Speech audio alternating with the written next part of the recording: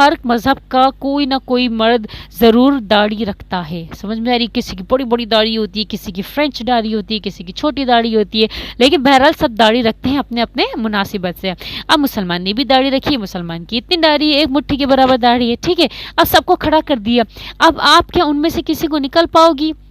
کہ ان میں سے مسلمان کون ہے؟ نہیں پہچان پاؤ گی نا، کیونکہ سب کے چہرے پہ داڑھی ہو گئی۔ اب مسلمان عورت کی باری آتی ہے کہ آپ نے 8-10 عورتوں کو کھڑا کر دیا، اس میں سکھ بھی ہیں، ہندو بھی ہیں، کرسچن بھی ہیں، عیسائی بھی ہیں، آپ نے 4-5 عورتوں کو کھڑا کر دیا، ان کو اپنے اپنے مذہب کے حساب سے لباس پہنا کر،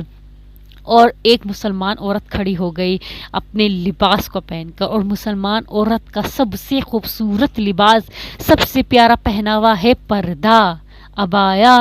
حجاب۔ اس کو آپ کھڑا کر دیں گے تو دور دور سے لوگ پہچان جائیں گے کہ یہ مسلمان ہے، اور عورت ہی اپنے دین اسلام کو